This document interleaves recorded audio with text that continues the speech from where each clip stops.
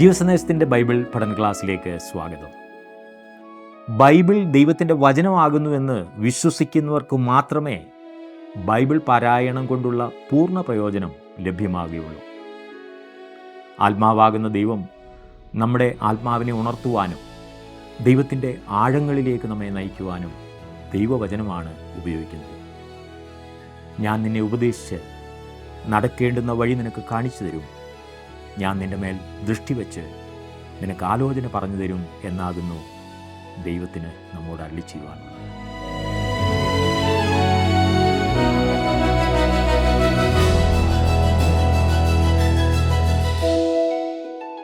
Bible എന്തുകൊണ്ടാണ് പ്രധാനപ്പെട്ടതായിരിക്കുന്നത് എന്ന വസ്തുതയാണ് കഴിഞ്ഞ ദിവസങ്ങളിൽ നാം ചിന്തിച്ചുകൊണ്ടിരുന്നത്. അതുപോലെ വിശുദ്ധ ബൈബിളുമായി ബന്ധപ്പെട്ട അനേകം പദപ്രയോഗങ്ങൾ നാം കേൾക്കാറുണ്ട്. അവയിൽ ചിലത് നാം ഒന്ന് പരിശോധിക്കുവാൻ പോവുകയാണ്. ഈ പദങ്ങൾ കേൾക്കുമ്പോൾ നാം തെറ്റിദ്ധരിച്ച് തെറ്റായ വിധങ്ങളിലേക്ക് പോകുവാൻ ഇടയുള്ളത് കൊണ്ടാണ് ഈ വാക്കുകൾ, ഈ പ്രയോഗങ്ങൾ ഞാൻ വിവരിക്കുന്നത്. ബൈബിൾ ദൈവശ്വാസീയമാണെന്ന് പറഞ്ഞാൽ ബൈബിൾ ദൈവം ശ്വസിച്ചതാകുന്നു എന്നാണ് അർത്ഥം. അത് അങ്ങനെ തന്നെ വിശ്വസിക്കാത്ത ഒരാൾക്ക് ബൈബിൾ കൊണ്ടുള്ള പ്രയോജനം എന്താണെന്ന് മനസ്സിലാക്കാൻ ബുദ്ധിമുട്ടാണ്. ഒരു നല്ല കവിതാ പുസ്തകമായോ ചരിത്ര പുസ്തകമായോ ആദർശങ്ങൾ ഉൾക്കൊള്ളുന്ന ഒരു പുസ്തകമായോ ഇതിനെ വേണമെങ്കിൽ സൂക്ഷിക്കാം. എന്നാൽ അങ്ങനെയുള്ളവർക്ക് ദൈവവചനം ദൈവശ്വാസീയമാകുന്നു എന്ന് വിശ്വസിക്കുവാൻ കഴിയില്ല. അതവർക്ക് യഥാർത്ഥത്തിൽ പ്രയോജനപ്പെടുകയുമില്ല. ഒന്നാമതായി നാം ചിന്തിക്കുവാൻ പോകുന്ന ആ പദപ്രയോഗം വെളിപ്പാട് എന്നുള്ളതാണ്. വെളിപ്പാടെന്നാൽ ദൈവം സംസാരിച്ചെന്നും ദൈവം മനുഷ്യനുമായി ആശയവിനിമയം നടത്തിയെന്നുമാണ് അർത്ഥം. വേറൊരു പ്രയോഗം ദൈവപ്രേരിതം എന്നുള്ളതാണ്. ദൈവ വെളിപ്പാടിനെ ഉറപ്പാക്കുന്നതാണ് ദൈവപ്രേരിതം എന്നുള്ളത്. ഇനിയും പ്രകാശിപ്പിക്കൽ എന്ന് മറ്റൊരു പ്രയോഗമുണ്ട്, അതും നാം നോക്കുന്നതാണ്. ദൈവത്തിൻ്റെ ആത്മാവ് അധ്യാപകനായിരിക്കുന്ന അവസ്ഥ അതത്രേ. അവിടുന്ന് ആശയവിനിമയം നടത്തുന്നു. പിന്നീട് വ്യാഖ്യാനം എന്ന ഒരു പദമുണ്ട്, അതും നാം നോക്കുന്നതാണ്. ദൈവവചനത്തിന് നൽകുന്ന വ്യാഖ്യാനത്തെ ആകുന്നു അത് കാണിക്കുന്നത്. ഒന്നാമതായി വെളിപ്പാട് എന്താകുന്നു എന്ന് നമുക്ക് ഒരുമിച്ച് നോക്കാം. വെളിപ്പാടെന്നാൽ ദൈവം സംസാരിച്ചത് എന്നാണ് അർത്ഥം. യഹോവ അരുളി ചെയ്തത് എന്നതുപോലെയുള്ള പദപ്രയോഗങ്ങൾ 2500 അധികം പ്രാവശ്യം പഴയ നിയമത്തിൽ മാത്രം ഉപയോഗിച്ചിട്ടുണ്ട്. താൻ തന്നെയാണോ സംസാരിച്ചതെന്ന കാര്യത്തിൽ നമുക്ക് തെറ്റിദ്ധാരണ ഒന്നും ഉണ്ടാകാതിരിക്കുവാനായിരിക്കും ഈ പ്രയോഗം ഇത്രയധികം പ്രാവശ്യം ഉപയോഗിച്ചിരിക്കുന്നത് എന്ന് ഞാൻ ചിന്തിക്കുന്നു. എബ്രായ ലേഖനം 1-ാം അധ്യായത്തിൻ്റെ 1-ഉം 2-ഉം വാക്യങ്ങളിൽ നാം വായിക്കുന്നത് ദൈവം പണ്ട് ഭാഗമായിട്ടും വിവിധമായിട്ടും പ്രവാചകന്മാർ മുഖാന്തരം പിതാക്കന്മാരോട് അരുളി ചെയ്തിട്ട് ഈ അന്ത്യകാലത്ത് പുത്രൻ മുഖാന്തരം നമ്മോട് അരുളി ചെയ്തിരിക്കുന്നു. അവനെ താൻ സകലത്തിനും അവകാശിയാക്കി വെച്ചു, അവൻ മുഖാന്തരം ലോകത്തെയും ഉണ്ടാക്കി എന്ന്. ന്യായമായ വിധത്തിൽ ബുദ്ധിയുള്ളതും ഒരേ ആഗ്രഹങ്ങളും വികാരങ്ങളും ഉള്ളതുമായ 2 വ്യക്തികളെ നാം എവിടെ കണ്ടെന്നാലും അവർ അന്യോന്യം അല്പം ആകർഷിക്കപ്പെട്ടത് കൂടിയാണെങ്കിൽ അവർ തമ്മിൽ ആശയവിനിമയം നടത്തുന്നതായി നമുക്ക് കാണുവാൻ സാധിക്കും. ഒരേ വാസനയുള്ള 2 വ്യക്തികൾ അകന്നിരുന്നാൽ അന്യോന്യം ബന്ധപ്പെടുന്നതിൽ അവർ ആഹ്ലാദിക്കുകയും മറ്റ് വ്യക്തിയിൽ നിന്നും എന്തെങ്കിലുമൊക്കെ അറിയുന്നതിൽ സന്തോഷിക്കുകയും ചെയ്യുന്നത് പതിവാണ്. മനുഷ്യഹൃദയത്തിൻ്റെ ജന്മസിദ്ധമായ ഈ സ്വഭാവ സവിശേഷത മൂലമാകുന്നു പണ്ടൊക്കെ ഈ പോസ്റ്റ് ഓഫീസുകളും ടെലഫോണുകളും ടെലഗ്രാമുകളുമൊക്കെ നിലനിന്നത്. എന്നാൽ ഇന്ന് ആ സ്ഥിതി മാറിയിരിക്കുന്നു. അറിയാമല്ലോ, വാർത്താവിനിമയ സാങ്കേതിക വിദ്യകളുടെ കുതിച്ചുചാട്ടത്തിൽ മനുഷ്യർ സദാ അന്യോന്യം ബന്ധപ്പെട്ടുകൊണ്ടേയിരിക്കുന്നു. വാട്സാപ്പിലും ഫേസ്ബുക്കിലും ഇൻസ്റ്റഗ്രാമിലും മറ്റ് 100 കണക്കിന് സമൂഹ മാധ്യമങ്ങളും അന്യോന്യമുള്ള ആശയവിനിമയങ്ങൾ വേഗത്തിലും ചിലവ് കുറഞ്ഞതുമാക്കിയിരിക്കുന്നു. സുഹൃത്തുക്കൾ തമ്മിൽ ആശയവിനിമയം നടത്തും. ഭവനത്തിൽ നിന്നും ദൂരെ ആയിരിക്കുന്ന ഒരു ഭർത്താവ് ഭാര്യയ്ക്ക് എഴുതുന്നു. വീട്ടിൽ നിന്നും മാറി നിന്ന് പഠിക്കുന്ന കുഞ്ഞുങ്ങൾ മാതാപിതാക്കൾക്ക് ഇമെയിൽ അയക്കുന്നു, വാട്സാപ്പ് അയക്കുന്നു. ഇന്ന് അധികവും ഫോൺ വഴിയാണല്ലോ ഈ ആശയവിനിമയം നടത്തുന്നത്. എവിടെ നിന്ന് വേണമെങ്കിലും ലോകം മുഴുവൻ ബന്ധപ്പെടാവുന്ന വിധത്തിൽ നാം വളർന്നു കഴിഞ്ഞു. വലിയ തുക ഫോൺ ബില്ലിൽ വന്നത് അന്യോന്യം ആശയവിനിമയം നടത്തുവാൻ ഉപയോഗിച്ചതാണ്. അതെ, ഹൃദയത്തിൻ്റെ ആശയപ്രകാശനത്തിനായി ആശയവിനിമയം നടത്തുവാൻ സാധിക്കാത്ത ഒരു വ്യക്തിയെക്കുറിച്ചൊന്ന് ചിന്തിച്ചു നോക്കൂ. അന്യോന്യം ഭാഷ മനസ്സിലാക്കുവാൻ കഴിയാത്ത രണ്ട് വ്യക്തികൾ തമ്മിൽ ആശയവിനിമയം നടത്തുവാൻ ശ്രമിക്കുന്നതോ? പ്രശസ്ത എഴുത്തുകാരിയും സാമൂഹ്യ പ്രവർത്തകയുമായിരുന്ന ഹെലൻ കെല്ലറെക്കുറിച്ച് കേട്ടിട്ടുണ്ടല്ലോ. കാഴ്ചയും കേൾവിയും ഇല്ലാതെ ആരോടും ആശയവിനിമയം നടക്കാതെ അടച്ചിടപ്പെട്ട അവസ്ഥയെക്കുറിച്ച് വായിക്കുമ്പോൾ നമുക്കും ശ്വാസം മുട്ടുന്നതായി തോന്നുന്നില്ലേ? എന്നാൽ ഒരു വാതിൽ അവളുടെ ജീവിതത്തിൽ തുറന്നു കിട്ടിയപ്പോൾ ഒരു വലിയ മാറ്റമുണ്ടായി. അങ്ങനെ അവൾ ആശയവിനിമയം നടത്തുവാൻ ആരംഭിച്ചു. കാണുകയും കേൾക്കുകയും ചെയ്യാവുന്ന നമ്മിൽ പലർക്കും ചെയ്യാവുന്നതിൽ ഭംഗിയായി ഹെലൻ കെല്ലർ ആശയവിനിമയം നടത്തി എന്ന് നാം പിന്നീട് ചരിത്രത്തിൽ നിന്നും പഠിക്കുന്നു. ഈ പറഞ്ഞതിൻ്റെ എല്ലാം അടിസ്ഥാനത്തിൽ എനിക്ക് നിങ്ങളോട് ചോദിക്കുവാനുള്ളത്, ഞാൻ വിശ്വസിക്കുന്നത് ന്യായവും തികച്ചും ബുദ്ധിപരമായ കാര്യമല്ലേ? അതായത് ദൈവം തൻ്റെ സൃഷ്ടികളുമായി ഒരളവ് വരെ താൻ ബുദ്ധി നൽകിയും തൻ്റെ സ്വരൂപത്തിലും സൃഷ്ടിച്ച മനുഷ്യനുമായി ആശയവിനിമയം നടത്തിയെന്ന് ചിന്തിക്കുന്നത് യുക്തിയും ന്യായവുമല്ലേ? ദൈവത്തിൽ നിന്നും ഒരു വെളിപ്പാട് ഇതുവരെ നമുക്ക് ലഭിച്ചിട്ടില്ല എങ്കിൽ എൻ്റെ അഭിപ്രായത്തിൽ നാം കാത്തിരുന്ന് അവൻ നമ്മോട് ഇപ്പോൾ തന്നെ സംസാരിക്കുന്നത് ശ്രദ്ധിക്കണം എന്നത്രേ. കാരണം ദൈവം നമ്മോട് സംസാരിക്കണമെന്ന് നമുക്ക് പ്രതീക്ഷിക്കാവുന്നതാണ്. എബ്രായ ലേഖകൻ തന്നെ പറഞ്ഞ കാര്യം നാം വായിച്ചിരുന്നുവല്ലോ. അതായത് പഴയ നിയമത്തിൽ ദൈവം പ്രവാചകന്മാരിലൂടെ സംസാരിച്ചു. ഇപ്പോൾ ദൈവം ക്രിസ്തുവിലൂടെ സംസാരിക്കും. പ്രവാചകന്മാർക്ക് വെളിപ്പെട്ടത് പഴയ നിയമത്തിലും ക്രിസ്തുവിലൂടെ വെളിപ്പെട്ടത് പുതിയ നിയമത്തിലും മനുഷ്യർക്ക് നൽകിയിരിക്കുന്നു. അവരിൽ കൂടിയുള്ള ആശയവിനിമയം അങ്ങനെ മാത്രമേ നമുക്ക് ലഭ്യമാക്കിയിട്ടുള്ളൂ. ബൈബിളിൽ 66 പുസ്തകങ്ങളാണുള്ളത്. അതിൽ ഓരോന്നിലൂടെയും ദൈവം നമ്മോട് സംസാരിക്കുന്നു.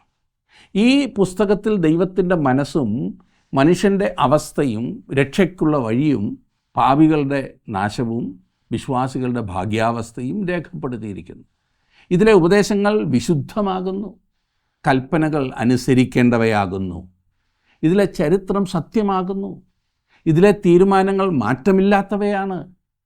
ജ്ഞാനിയാകുവാൻ ഇത് വായിക്കുക, സുരക്ഷിതരാകുവാൻ ഇത് വിശ്വസിക്കുക, വിശുദ്ധരാകുവാൻ ഇതനുസരിക്കുക.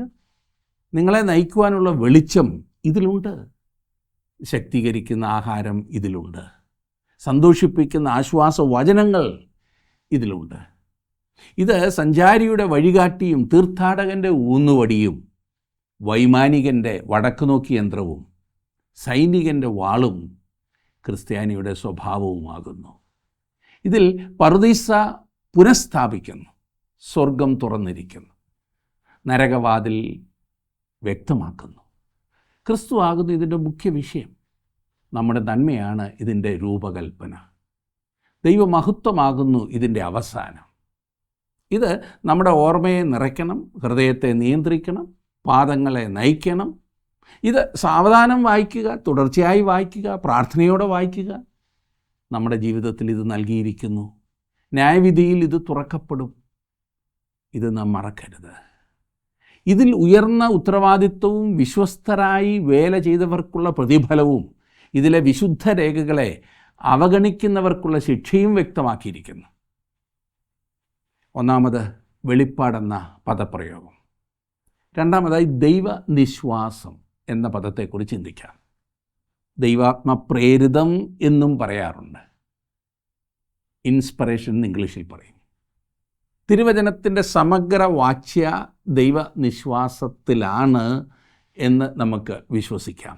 എന്ന് പറഞ്ഞാൽ വിശുദ്ധ ബൈബിൾ ഒരു ആധികാരിക പ്രസ്താവനയാകുന്നു എന്നും അതിലെ ഓരോ വാക്കും ഈ കാലത്ത് ജീവിക്കുന്ന നമ്മോടുള്ള ദൈവവചനമാകുന്നു എന്നുമാണ്. ദൈവിക വെളിപ്പാടിനെ ഉറപ്പാക്കി തരുന്നതാണ് ദൈവനിശ്വാസ്യത. വിശുദ്ധ പൗലോസ് തൻ്റെ ഒടുവിലത്തെ ലേഖനം തിമോത്തിയോസിന് എഴുതുമ്പോഴും പത്രോസ് തൻ്റെ ഒടുവിലത്തെ ലേഖനം എഴുതുമ്പോഴും ബൈബിളിനെക്കുറിച്ച് ഉറപ്പിച്ച് ചിലതൊക്കെ പറയുവാനുണ്ടായിരുന്നു. തിമോത്തിയോസിന് എഴുതിയ 2-ാം ലേഖനം 3-ാം അധ്യായത്തിൻ്റെ 16-ഉം 17-ഉം വാക്യങ്ങൾ നാം വായിക്കുമ്പോൾ അവിടെ കാണുന്നത് എല്ലാ തിരുവെഴുത്തും ദൈവശ്വാസീയമാകയാൽ ദൈവത്തിൻ്റെ മനുഷ്യൻ സകല സൽപ്രവൃത്തിയിലും വക പ്രാപിച്ച് തികഞ്ഞവനാകേണ്ടതിന് ഉപദേശത്തിനും ശാസനത്തിനും ഗുണീകരണത്തിനും നീതിയിലെ അഭ്യാസത്തിനും പ്രയോജനമുള്ളതാകുന്നു. ദൈവശ്വാസീയം എന്ന് ഇവിടെ പറഞ്ഞിരിക്കുന്നതിൻ്റെ അർത്ഥം ദൈവം ശ്വസിച്ചത്, ദൈവപ്രേരിതം എന്നൊക്കെയാണ്. എല്ലാ തിരുവെഴുത്തും ദൈവശ്വാസീയമാകുന്നു എന്ന് പറഞ്ഞിരിക്കുന്നത് വളരെ ശ്രദ്ധേയമാണ്. ദൈവനിശ്വാസത്താൽ ഉളവായ ദൈവവചനം, ഇവിടെ ദൈവം പൗലോസിനോട് പറഞ്ഞത് തന്നെ തനിക്ക് പറയുവാനുള്ളത് ദൈവം ഈ മനുഷ്യരിലൂടെ അറിയിച്ചു. അതിനോടൊന്നും ചേർക്കേണ്ട ആവശ്യം അവനില്ലായിരുന്നു. പത്രോസിൻ്റെ 2-ാം ലേഖനം 1-ാം അധ്യായത്തിൻ്റെ 21-ാം വാക്യത്തിൽ വിശുദ്ധ പത്രോസ് പറയുന്നത്, പ്രവചനം ഒരിക്കലും മനുഷ്യൻ്റെ ഇഷ്ടത്താൽ വന്നതല്ല, ദൈവകൽപ്പനയാൽ മനുഷ്യർ പരിശുദ്ധാത്മ നിയോഗം പ്രാപിച്ചിട്ട് സംസാരിച്ചതത്രേ എന്നാണ്. ഈ മനുഷ്യർ ദൈവാത്മാവിനാൽ നിയന്ത്രിക്കപ്പെട്ടു എന്നത് വളരെ പ്രധാനപ്പെട്ട കാര്യമാണ്. ദൈവഹിതം അതുപോലെ അവതരിപ്പിക്കുവാൻ അവർ ദൈവാത്മാവിനാൽ ചലിക്കപ്പെട്ടു. ചിന്തകളല്ല, ദൈവപ്രേരിതമായിരുന്നത് വാക്കുകൾ. തങ്ങളുടെ ചിന്തയെ ദൈവാത്മാവ് നിയന്ത്രിച്ചു എന്ന് പറയുന്നവരുണ്ട്. എന്നാൽ അത് ശരിയല്ല. അവർ എഴുതിയതായ വാക്കുകൾ ദൈവശ്വാസീയമായിരുന്നു, ദൈവാത്മപ്രേരിതമായിരുന്നു. വാക്കുകൾ വളരെ പ്രധാനപ്പെട്ടവയാണ്, അല്ലേ? വളരെ പ്രശസ്തനായ ഒരു സംഗീത അധ്യാപകൻ്റെ കീഴിൽ സംഗീതം അഭ്യസിക്കുവാൻ പോയ ഒരു പെൺകുട്ടിയെക്കുറിച്ച് വായിക്കുവാനിടയായി. അവളുടെ ആദ്യത്തെ പാട്ട് കേട്ടതിന് ശേഷം തൻ്റെ അധ്യാപകൻ്റെ അഭിപ്രായം അറിയുവാൻ അവൾക്ക് വളരെയധികം ആഗ്രഹമുണ്ടായി. എന്നാൽ അവളെ അഭിനന്ദിക്കുവാൻ ആ അധ്യാപകൻ അവളുടെ അടുത്ത് വന്നില്ല. അതുകൊണ്ട് തന്നെ അവൾ തൻ്റെ ഒരു സുഹൃത്തിനോട് അധ്യാപകൻ എൻ്റെ പാട്ട് കേട്ടിട്ട് എന്ത് പറഞ്ഞു എന്ന് അന്വേഷിച്ചു. അവളുടെ ആ അടുത്ത കൂട്ടുകാരി അവളോട് പറഞ്ഞു, നിൻ്റെ പാട്ട് അലൗകികം അഥവാ സ്വർഗീയമായിരുന്നു എന്ന് അദ്ദേഹം പറഞ്ഞു. എന്നാൽ തൻ്റെ അധ്യാപകൻ അപ്രകാരം പറഞ്ഞു എന്ന് വിശ്വസിക്കുവാൻ അവൾക്ക് പ്രയാസം തോന്നിയതിനാൽ കൂട്ടുകാരിയെ വീണ്ടും ചോദ്യം ചെയ്തു, നീ പറഞ്ഞേ, നമ്മുടെ സാർ ഉപയോഗിച്ച വാചകം നീ പറഞ്ഞത് തന്നെയാണോ? വാക്കുകൾ അതായിരുന്നില്ല, എന്നാൽ അവൻ അർത്ഥമാക്കിയത് അങ്ങനെയാണ് നീ കൂട്ടുകാരി പറഞ്ഞു. ഈ പെൺകുട്ടിയുടെ നിർബന്ധം കാരണം അധ്യാപകൻ പറഞ്ഞ അതേ വാചകം കൂട്ടുകാരി അവളോട് പിന്നെ പറഞ്ഞു. അധ്യാപകൻ പറഞ്ഞത് ഭൂമിയിലെങ്ങും കേൾക്കാത്ത ഒരു ശബ്ദമാണല്ലോ അതെന്ന്. എന്ന് പറഞ്ഞാൽ അത് ഏറ്റവും വികൃതമായിരുന്നു എന്ന്. തീർച്ചയായും തമ്മിൽ വ്യത്യാസമുണ്ട്. സ്വർഗീയമായ ശബ്ദവും ലോകത്തിലെങ്ങും കേട്ടിട്ടില്ലാത്ത ശബ്ദവും എന്ന് പറഞ്ഞാൽ അവ തമ്മിൽ ഭയങ്കര വ്യത്യാസമാണല്ലേ? ഉപയോഗിച്ച അതേ വാക്കുകൾ വളരെ പ്രധാനപ്പെട്ടതാണ്. തിരുവചനത്തിലെ ചിന്തകളല്ല, വാക്കുകളാണ് ദൈവശ്വാസീയം, ദൈവപ്രേരിതം എന്ന് പറയുമ്പോൾ ദൈവപ്രേരിതത്താലല്ല സാത്താൻ കള്ളം പറഞ്ഞത്. എന്നാൽ സാത്താൻ കള്ളം പറഞ്ഞു എന്നാണ് ബൈബിളിൽ രേഖപ്പെടുത്തിയിരിക്കുന്നത്. പഴയ നിയമത്തിൽ നിന്നും ദൈവവചനം ഉദ്ധരിച്ചുകൊണ്ട് കർത്താവായ യേശുക്രിസ്തു സാധാരണ പറഞ്ഞിട്ടുള്ളത് ഇങ്ങനെ എഴുതിയിരിക്കുന്നുവല്ലോ എന്നത്രേ. ഇങ്ങനെ എഴുതിയിരിക്കുന്നുവല്ലോ. ദൈവത്തിന് പറയുവാനുള്ളത് മനുഷ്യർ അതുപോലെ തന്നെ എഴുതുകയാണ് ചെയ്തത്. പുറപ്പാട് പുസ്തകം 20-ാം അധ്യായത്തിൻ്റെ 1-ാം വാക്യത്തിൽ മോശ പറഞ്ഞു, ദൈവം ഈ വചനങ്ങളൊക്കെയും അരുളി ചെയ്തു. എന്നിട്ട് സംസാരിച്ചത് ദൈവമാകുന്നു. അവൻ പറഞ്ഞത് മോശ എഴുതിയെന്ന് മാത്രം. വർഷങ്ങളായി തിരുവെഴുത്തിൻ്റെ വളരെയേറെ കൈയെഴുത്ത് പ്രതികൾ കണ്ടുപിടിച്ചിട്ടുണ്ട്. ഇവ പരിശോധിക്കുമ്പോൾ മനസ്സിലാകുന്നത് നമുക്കിന്നുള്ള തിരുവചനം തന്നെയാണ് നൂറ്റാണ്ടുകൾക്ക് മുൻപുണ്ടായിരുന്നത്. ആദ്യത്തെ കൈയെഴുത്ത് പ്രതി തന്നെ അത് തെളിയിക്കുന്നു. 2-ാം നൂറ്റാണ്ടിൽ ജീവിച്ചിരുന്ന സഭാപിതാവായ ഐറേനിയോസ് ഇപ്രകാരം പറയുകയുണ്ടായി, തിരുവചനം തീർച്ചയായും പരിപൂർണമാകുന്നു, കാരണം അതിൽ രേഖപ്പെടുത്തിയിരിക്കുന്നത് ദൈവത്തിൻ്റെ വാക്കുകളാൽ വന്നതും തൻ്റെ പരിശുദ്ധാത്മാവിനുമാണ്. 5-ാം നൂറ്റാണ്ടിൽ ജീവിച്ചിരുന്ന അഗസ്റ്റിൻ ഇപ്രകാരം പ്രസ്താവിച്ചിട്ടുണ്ട്, സമഗ്ര വാച്യ ദൈവനിശ്വാസ്യത എന്ന ഉപദേശത്തെ ഒരിക്കലും സംശയിക്കുവാൻ എന്നാലാവില്ല. കാരണം യഥാർത്ഥ പ്രവർത്തനങ്ങളിൽ ഞാൻ നിരന്തരം കാണുന്ന ഒരു കാര്യം എന്തെന്നാൽ ദൈവത്തിൻ്റെ ഈ വചനം മനുഷ്യാത്മാവിന് എത്ര വലിയ അനുഗ്രഹമാകുന്നെന്നറിയാമോ? ഈ പുസ്തകത്തിൽ ദൈവം നമ്മുടെ ഹൃദയങ്ങളോടും നമ്മുടെ ജീവിതങ്ങളോടും സംസാരിക്കുന്നു. ഇത് വായിക്കുകയും ധ്യാനിക്കുകയും ചെയ്യുന്ന ഏതൊരു വ്യക്തിക്കും ദൈവം തങ്ങളോട് സംസാരിക്കുന്നത് കേൾക്കുവാൻ സാധിക്കും. ഈ വചനം ദൈവം നേരിട്ട് തന്നതാണ്, ദൈവശ്വാസീയമാണ്. ഇനി മൂന്നാമത്തെ പദം പ്രകാശിപ്പിക്കൽ, ഇംഗ്ലീഷിൽ ഇലൂമിനേഷൻ എന്ന് പറയും. ഇതിൻ്റെ അർത്ഥം ഒരു ദൈവിക ഗ്രന്ഥവും ഒരു മാനുഷിക ഗ്രന്ഥവുമായി നമുക്കൊരു ഗ്രന്ഥമുള്ളത് ദൈവത്തിൻ്റെ ആത്മാവിന് മാത്രമേ അത് നമ്മെ പഠിപ്പിക്കുവാൻ സാധിക്കൂ എന്ന അർത്ഥത്തിലാണ്.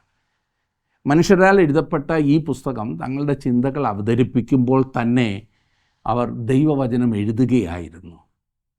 തിരുവചനത്തിലെ സത്യങ്ങളെ നമുക്ക് തന്നെ മനസ്സിലാക്കാമെങ്കിൽ തന്നെ അതിലെ ആത്മീയ സത്യങ്ങളെ മനസ്സിലാക്കുവാൻ ദൈവാത്മാവ് നമ്മുടെ ഹൃദയങ്ങളെയും മനസ്സുകളെയും തുറക്കേണ്ടത് ആവശ്യമാണ്. വിശുദ്ധ പൗലോസ് കൊരിന്ത്യർക്ക് ലേഖനം എഴുതിയപ്പോൾ ഇപ്രകാരം എഴുതി. കൊരിന്ത്യർക്ക് എഴുതിയ 1-ാം ലേഖനം 2-ാം അധ്യായത്തിൻ്റെ 7 മുതലുള്ള വാക്യങ്ങൾ. ദൈവം ലോക സൃഷ്ടിക്കു മുൻപേ നമ്മുടെ തേജസ്സിനായി മുൻനിയമിച്ചതും മറഞ്ഞിരുന്നതുമായ ദൈവജ്ഞാനമത്രേ മർമ്മമായി ഞങ്ങൾ പ്രസ്താവിക്കുന്നത്. അത് ഈ ലോകത്തിൻ്റെ പ്രഭുക്കന്മാർ ആരും അറിഞ്ഞില്ല. അറിഞ്ഞിരുന്നുവെങ്കിൽ അവർ തേജസ്സിൻ്റെ കർത്താവിനെ ക്രൂശിക്കുകയില്ലായിരുന്നു. ദൈവം തന്നെ സ്നേഹിക്കുന്നവർക്ക് ഒരുക്കിയിട്ടുള്ളത് കണ്ണ് കണ്ടിട്ടില്ല, ചെവി കേട്ടിട്ടില്ല, ഒരു മനുഷ്യൻ്റെയും ഹൃദയത്തിൽ തോന്നിയിട്ടുമില്ല.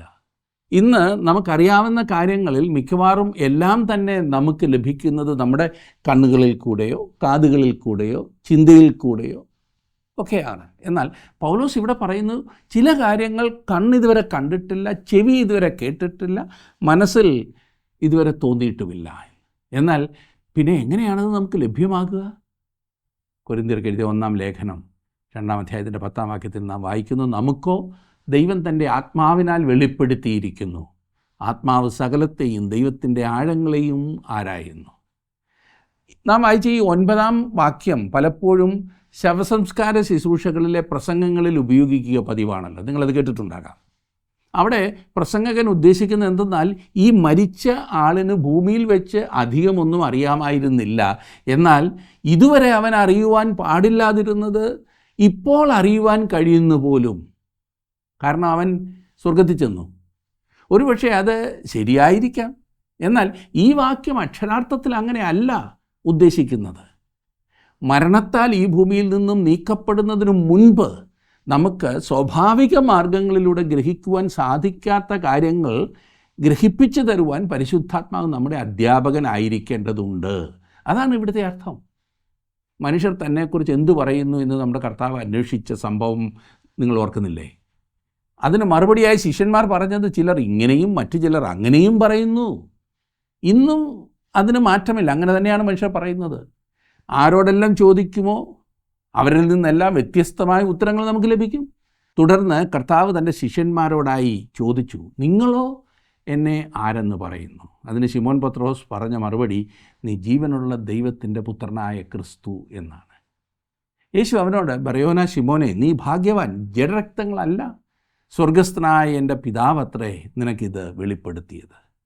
ശിമോൻ പത്രോസിന് സത്യം വെളിപ്പെടുത്തിയത് ദൈവം ഒരുവൻ മാത്രമാകുന്നു. ഇതാണ് പ്രകാശിപ്പിക്കൽ എന്നതുകൊണ്ട് ഉദ്ദേശിക്കുന്നത്. ഇന്നും നമുക്ക് ദൈവവചനം കൃത്യമായി യഥാർത്ഥമായി ഗ്രഹിപ്പാൻ തുറന്നു തരുന്നത് ദൈവം മാത്രമാകുന്നു. മാനുഷികമായ ഒരു ശക്തിയും അതിന് പര്യാപ്തമല്ല. കർത്താവായ യേശുവിൻ്റെ പുനരുത്ഥാന ദിവസം യേശു എമ്മൗസിലേക്കുള്ള വഴിയെ പോകുന്നതായി നാം വായിക്കുന്നു ലൂക്കോസിൻ്റെ സുവിശേഷത്തിൽ. ആ വഴിയെ നടന്നിരുന്ന 2 ശിഷ്യന്മാരോട് അവൻ ചേർന്ന് നടന്നു. അവരുടെ സംസാര വിഷയത്തിലേക്ക് കർത്താവ് പ്രവേശിച്ചു. തുടർന്ന് യേശു അവരോട് ചോദിക്കുന്നത് ലൂക്കോസ് എഴുതിയ സുവിശേഷം 24-ാം അധ്യായത്തിൻ്റെ 17 മുതൽ 20 വരെയുള്ള വാക്യങ്ങളിൽ അവൻ അവരോട്, നിങ്ങൾ വഴി നടന്ന് തമ്മിൽ വാദിക്കുന്ന ഈ കാര്യം എന്ത് എന്ന് ചോദിച്ചു. അവർ വാടിയ മുഖത്തോടെ നിന്നു. ക്ലേപ്പാവ് എന്നു പേരുള്ളവൻ യെരുശലേമിലെ പരദേശികളിൽ നീ മാത്രം ഈ നാളുകളിൽ അവിടെ സംഭവിച്ച കാര്യം അറിയാതിരിക്കുന്നുവോ എന്നുത്തരം പറഞ്ഞു. ഏത് എന്ന് അവൻ അവരോട് ചോദിച്ചതിന് അവർ അവനോട് പറഞ്ഞത്, ദൈവത്തിനും സകല ജനത്തിനും മുമ്പാകെ പ്രവൃത്തിയിലും വാക്കിലും ശക്തിയുള്ള പ്രവാചകനായിരുന്ന നസറേയനായ യേശുവിനെക്കുറിച്ചുള്ളത് തന്നെ.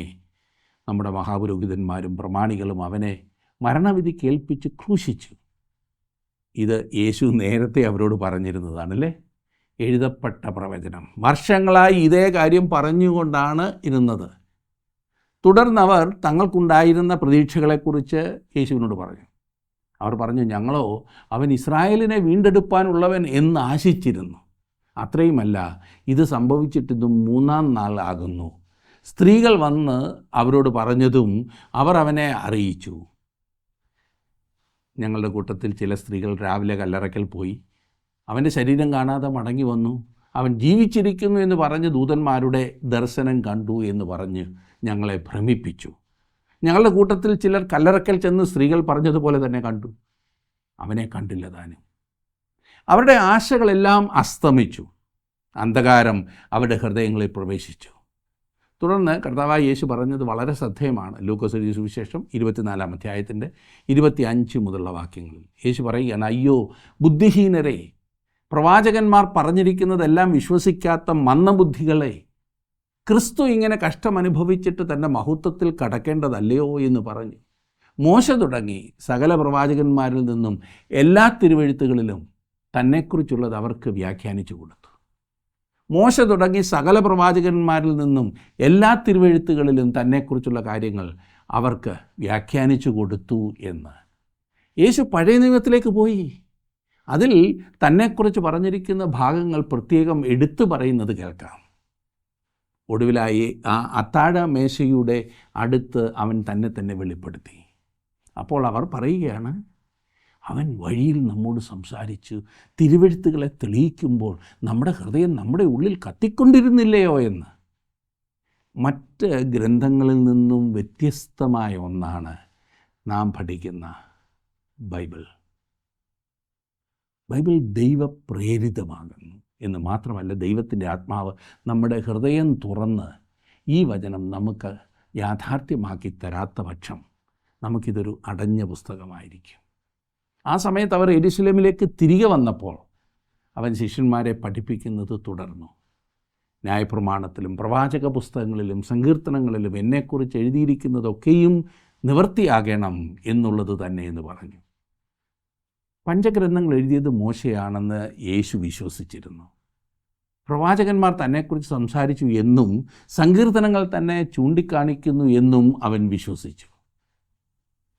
തിരുവെഴുത്തുകളെ തിരിച്ചറിയേണ്ടതിന് അവരുടെ ബുദ്ധിയെ തുറന്നു എന്ന് 45-ാം വാക്യത്തിൽ നാം വായിക്കുന്നു. ലൂക്കോസ് എഴുതിയ സുവിശേഷം 24:45. ദൈവം നമ്മുടെ ബുദ്ധിയെ തുറക്കുന്നില്ല എങ്കിൽ നമുക്ക് തൻ്റെ വചനത്തിൽ നിന്നും ഒന്നും ഗ്രഹിക്കുക സാധ്യമല്ല. പുറമേ നാം കാണുന്നതാണ് കാര്യങ്ങളെന്ന് ചിന്തിച്ച് നാം അത്രമാത്രം ഗ്രഹിക്കും. ആത്മീയ അർത്ഥം ഗ്രഹിക്കുവാൻ സാധിക്കാത്ത ഒരു അവസ്ഥയിലായിരിക്കും നാം. ഇത് ആത്മാർത്ഥതയുള്ള ഏവരുടെയും അനുഭവമായിരിക്കും. ആയതിനാൽ നാം വളരെയേറെ താഴ്മയോടെ ഈ പുസ്തകത്തെ സമീപിക്കണം. നമ്മുടെ ബുദ്ധിസാമർഥ്യമോ വിദ്യാസമ്പന്നതയോ ഈ വിഷയത്തിൽ സഹായിക്കുകയില്ല. നമ്മുടെ മനോഭാവം, ദൈവത്തിൻ്റെ പരിശുദ്ധാത്മാവിന് നാം വിധേയപ്പെടുന്ന വിധം, ഇവയാണ് പ്രധാനമായിട്ടുള്ളത്. അതത്ര ദൈവം നോക്കുന്നത്. ഓരോ ദിവസവും ദൈവവചനം പഠിക്കുവാൻ അടുത്ത് വരുമ്പോൾ നമുക്കുണ്ടായിരിക്കേണ്ട മനോഭാവം അതായിരിക്കണം. കൊരിന്ത്യർക്ക് എഴുതിയ 1-ാം ലേഖനം 2-ാം അധ്യായത്തിൻ്റെ 13-14 വാക്യങ്ങളിൽ വിശുദ്ധ പൗലോസ് പറയുന്നത്, അത് ഞങ്ങൾ മനുഷ്യജ്ഞാനം ഉപദേശിക്കുന്ന വചനങ്ങളാലല്ല, ആത്മാവ് ഉപദേശിക്കുന്ന വചനങ്ങളാൽ തന്നെ പ്രസ്താവിച്ചുകൊണ്ട് ആത്മികന്മാർക്ക് ആത്മീയമായത് തെളിയിക്കുന്നു. എന്നാൽ പ്രാകൃത മനുഷ്യൻ ദൈവാത്മാവിൻ്റെ ഉപദേശം കൈക്കൊള്ളുന്നില്ല, അതവന് ഭോഷത്വമാകുന്നു. ആത്മീയമായി വിവേചിക്കേണ്ടതാകയാൽ അതവന് ഗ്രഹിപ്പാൻ കഴിയുന്നതുമല്ല. ബൈബിൾ ദൈവവചനമാണെന്ന് വിശ്വസിക്കുന്നില്ല എന്നും ഇത് മറ്റേതൊരു പുസ്തകത്തെയും പോലെ മാത്രമാകുന്നു എന്ന് അവിശ്വാസികൾ അഥവാ ദൈവമക്കളായിട്ടില്ലാത്ത വ്യക്തികൾ പറഞ്ഞാൽ, ഒരുപക്ഷെ അയാൾ ഒരു സുവിശേഷ പ്രസംഗകനായിരിക്കാം. എന്നാൽ തന്നെയും അതിൽ അത്ഭുതപ്പെടേണ്ടതില്ല. അങ്ങനെയല്ലാതെ ആ വ്യക്തിക്ക് സംസാരിക്കുവാൻ കഴിയുകയില്ല. അയാൾ ഒരു വിശ്വാസിയല്ല എങ്കിൽ അത് ഗ്രഹിപ്പാൻ അവന് സാധ്യമല്ല. ഒരു അവിശ്വാസിക്ക് മനസ്സിലാക്കാവുന്ന കാര്യങ്ങൾ ഉണ്ട്. അങ്ങനെ മനസ്സിലാക്കിയത് കൊണ്ട് പലരും ദൈവവചനത്തെ തള്ളിക്കളഞ്ഞു. ക്രിസ്തുവിനെ കാണുവാനും കൈക്കൊള്ളുവാനും അവനെ നമ്മുടെ രക്ഷകനായി ആശ്രയിക്കുവാനും നമ്മുടെ ഹൃദയത്തെ തുറക്കുവാൻ ദൈവത്തിൻ്റെ പരിശുദ്ധാത്മാവിന് മാത്രമേ കഴിയൂ എന്നത് ആശ്ചര്യകരമാണ്. മനുഷ്യർക്കാരെയും രൂപാന്തരപ്പെടുത്തുവാൻ സാധ്യമല്ല. എന്നാൽ അത് സാധ്യമാകുന്നത് ദൈവത്തിൻ്റെ പരിശുദ്ധാത്മാവിന് മാത്രമാണ്. മനുഷ്യന് തന്നിൽ തന്നെ യാതൊരു കഴിവുമില്ല. മനുഷ്യൻ ഒരുപക്ഷെ അവൻ അതിശക്തനാണെന്ന് തോന്നും. എന്നാൽ നമ്മുടെ വാക്കുകൾ ദൈവത്തിൻ്റെ പരിശുദ്ധാത്മാവ് എടുത്ത് അതിനെ യഥാർത്ഥവും ജീവനുള്ളതുമാക്കുവാൻ കഴിവുള്ളവനാണ് എന്ന അറിവാണ് ഒരുവനെ ശക്തനാക്കുന്നത്. ഇനിയും ഒരു പദപ്രയോഗം കൂടുണ്ട്, അത് നമുക്ക് പിന്നീട് ചിന്തിക്കാം. അത് വ്യാഖ്യാനം എന്നുള്ളതാണ്. വളരെ ശ്രദ്ധിച്ചാണ് ദൈവവചനം നമ്മുടെ ആത്മീക വളർച്ചയ്ക്കായി നമുക്ക് തന്നിരിക്കുന്നതാണ്. ഈ ദൈവവചനം നാം വായിക്കുകയും പഠിക്കുകയും പഠിപ്പിക്കുകയും അനുസരിക്കുകയും ചെയ്യുമ്പോഴാണ് അത് നമുക്ക് അനുഗ്രഹമാകുന്നത്. ഇന്നത്തെ വചനം നിങ്ങളുടെ ജീവിതത്തിൽ അനുഗ്രഹത്തിനായി എന്ന് ഞാൻ വിശ്വസിക്കുന്നു. ഈ വചനം സത്യസന്ധമായി ആത്മാർത്ഥമായി പഠിക്കുവാനും അനുസരിക്കുവാനും നിങ്ങളെ തന്നെ ദൈവകരങ്ങളിലേക്ക് സമർപ്പിച്ചാട്ടെ. ദൈവം നിങ്ങളെ അനുഗ്രഹിക്കും.